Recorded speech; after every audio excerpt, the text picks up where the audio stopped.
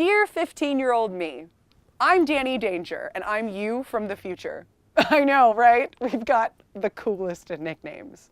And it gets even better. I talk about comic books on the internet. The first thing I want to tell you is something that I still struggle with, so I know you're struggling with it.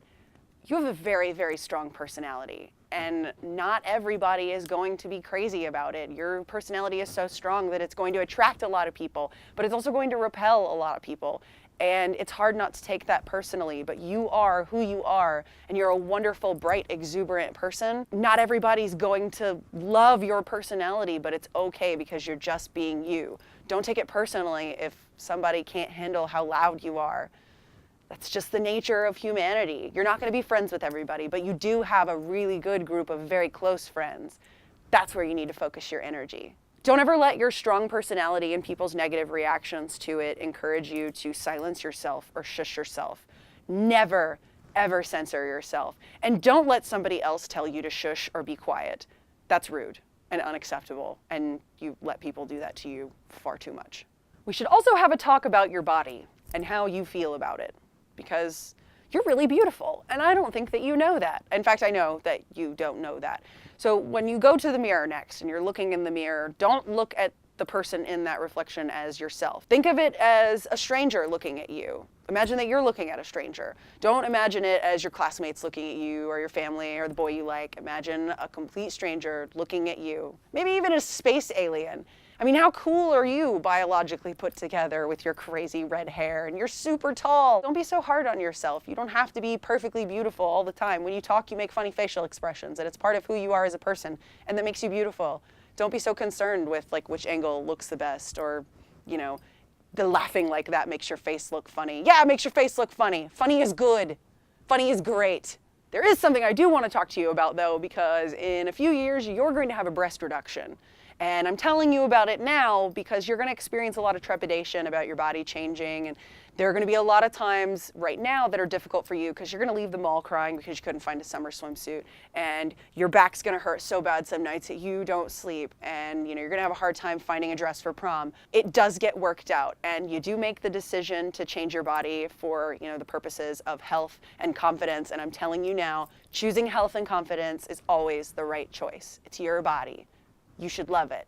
Also, you go on to do some modeling, which I think that if I could see your face when I was telling you that you were going to model, you'd be like, no, you're going to model. It's going to be fun.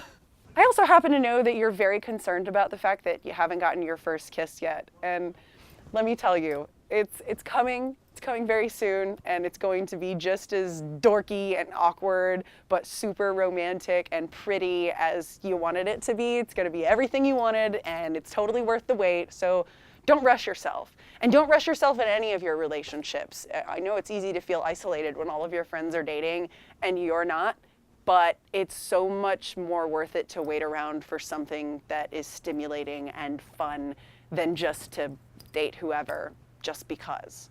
Oh, and spoiler alert, you're bisexual. That's gonna be fun.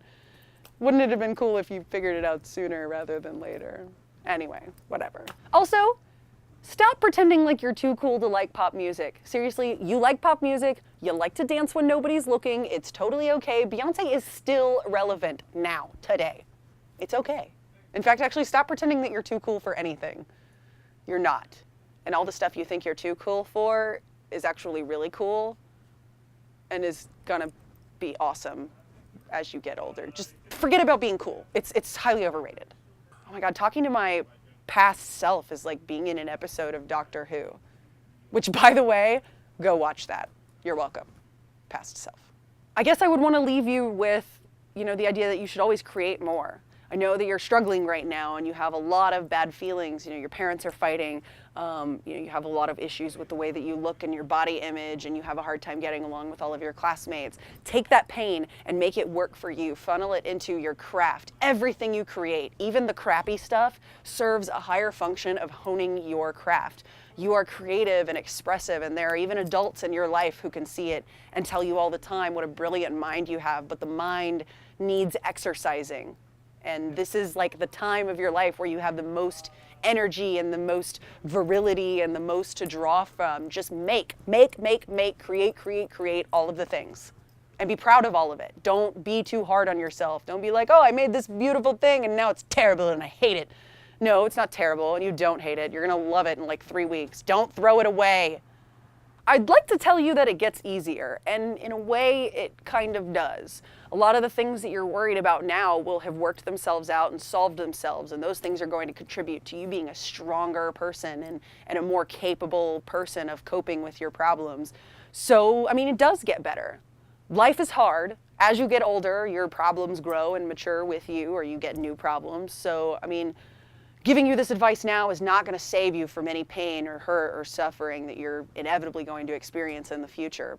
But that pain and that experience made us who we are today. So I guess I would never rob you of that because I like me now.